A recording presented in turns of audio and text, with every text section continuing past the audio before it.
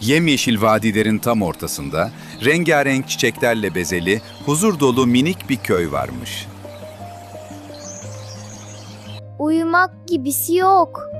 Hem kalkıp ne yapacağım ki? Bu köyde uykuyu her şeyden çok seven, dünyalar tatlısı ama çok tembel bir kız yaşarmış. Sevgili yastığım, en yakın arkadaşım sen olabilir misin acaba? Güneş tepeye çıksa bile o yumuşacık yatağından kalkmak nedir hiç bilmez, hep hayal kurarmış.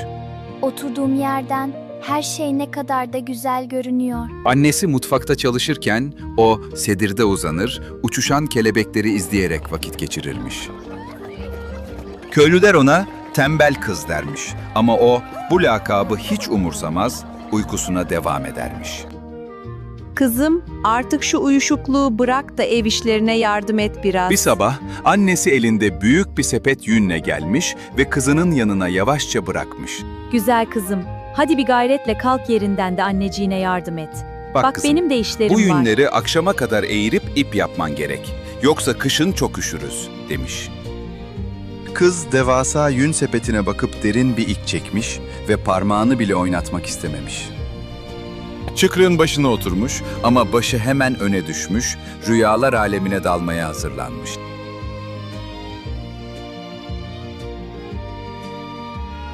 Tam o sırada kapı hafifçe aralanmış ve içeriye yüzü nurlu, yaşlı bir teyze süzülüvermiş.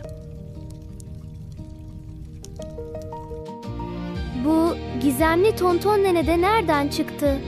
Yaşlı kadın çok acıktığını söyleyerek kızdan bir parça ekmek ve birazcık yardım istemiş. Tatlı kızım, çok acıktım. Rica etsem bana ekmek verebilir misin? Annem yeni yapmıştı. Demek ki senin de tadına bakman gerekiyormuş. Kız Çok zorlanarak da düşüncelisin olsa güzel yerinden kızım. kalkmış ve sofradaki taze ekmeği yaşlı kadına uzatmış. Güzel kızım, beni yanlış anlama ama Kadın ekmeği yemiş ve "Kalbin altın gibi ama ellerin çok uyuşuk kalmış evladım," demiş. Sana bir sır vereyim. Şimdi bu yünlere dikkatlice bak. Eğer bu Parıltıları yünleri gördün bitirirsen mü? her biri gümüş tele dönüşecek. Bitiremezsen toz olacaklar. Vay be! Bu da neydi şimdi? Yaşlı kadın bir anda gözden kaybolmuş. Odada sadece çıkrığın gıcırtısı ve kız kalmış. Kız ilk defa içinden gelen bir merakla çıkrığın koluna uzanmış ve yavaşça çevirmeye başlamış.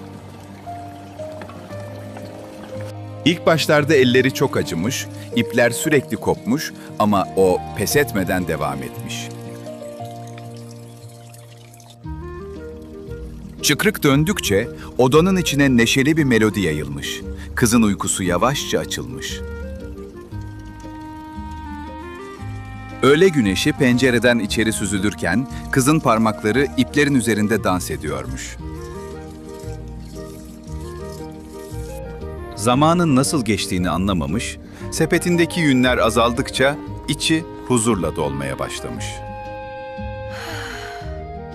Her çevirişinde sanki ipler parlıyor, odanın havası bir anda sihirli bir hale bürünüyormuş.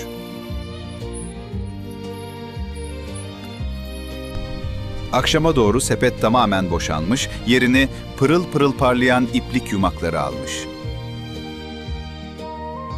Kızım sen neler yapmışsın, beni çok mutlu ettin. Annesi kapıdan içeri Teşekkürler girdiğinde anne. gördüğü manzara karşısında mutluluktan gözyaşı dökmüş. Ben neler kaçırmışım böyle. Emeğimin karşılığını görmek ne harika bir duygu. Kız o akşam ilk kez gerçekten yorulduğunu hissetmiş. Ama kalbinde tarif edilemez bir Ne gurur kadar varmış. yumuşak ve güzel. Gümüş teller olmasa Seni bile okşamak çok çalışarak güzel. bir şeyler üretmenin Benim küçük hazinem. paradan daha değerli olduğunu anlamış. O günden sonra köylüler ona marifetli kız demişler. Çünkü artık hiç durmadan çalışıyormuş.